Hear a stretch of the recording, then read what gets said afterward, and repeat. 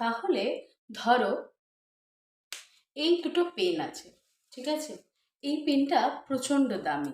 ধরে নাও এই পেনটা প্রচণ্ড দামি, এবং আর এই পেনটা আমি তোমাদের মধ্যে কাউকে দিলাম, তোমাকে দিলাম। ধরো তুমি এই পেনটা, আমি বললাম তুমি এই পেনটা একদিনের জন্য রাখতে পারো, কালকে এসে এই সময়ে আমাকে ফেরত দিতে হবে। তুমি কি করবে? তুমি লিখবে, যতটা তোমার পক্ষে সম্ভব তুমি লিখবে। তুমি চেষ্টা করবে এই পেনের কালি যেন শেষ হয়ে যায় আমাকে ফেরত দেওয়ার আগে। আর যদি বলি এই পেনটা তুমি একদম নিয়ে চলে যাও, তোমার কাছেই রাখবে, আমাকে ফেরত দিতে হবে না, তাহলে তুমি কি করবে? এই পেনটাকে জমিয়ে জমিয়ে একটু একটু করে ব্যবহার করবে, চেষ্টা করবে এই পেনটা যেন ভালো থাকে। চিরস্থায়ী বন্দোবস্তটা ছিল ওই রকমই।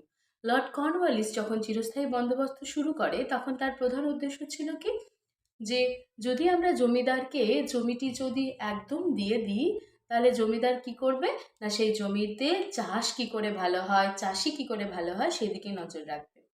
অন্যদিকে কি হবে না, ইংরেজদেরকেও ভূমির রাজস্ব তোলার জন্য বেশি মানুষের কাছে যেতে হবে না, বেশি সমস্যায় পড়তে হবে না। জমিদাররা কি করবে না, জমিদাররা চাষিদের কাছ থেকে খাজনা আদায় করবে, এবং সেই খাজনার অর্থ থেকে 90% অর্থ ইংরেজ সরকারকে দেবে। এই উদ্দেশ্যে চিরস্থায়ী বন্দোবস্ত শুরু হয়।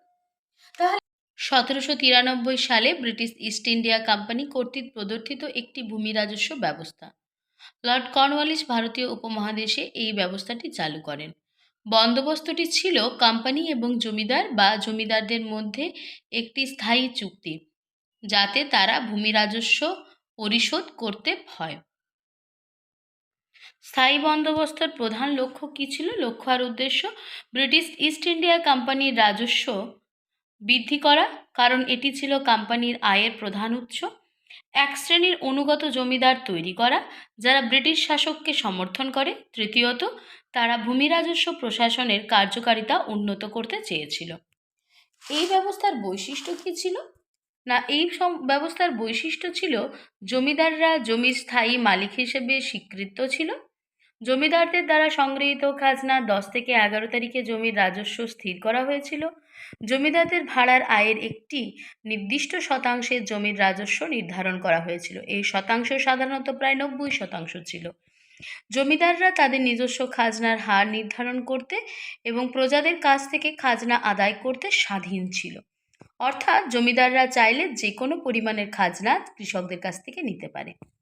বংশগত ব্যবস্থা ব্যাপকভাবে প্রচলিত ছিল, যার অর্থ তাদের সম্পত্তি তাদের মৃত্যুর পর তাদের উত্তরাধিকারীদের কাছে হস্তান্তর করা হয়েছিল। আরেকটি বৈশিষ্ট্য ছিল যে জমিদারি বিক্রি বা হস্তান্তর করা যেত। ব্যবস্থা আরেকটি পিরামিড তৈরি করি, তাহলে দেখব নিচে ছিল কৃষক, তারপর জমিদার এবং তারপরে ইংরেজ সরকার।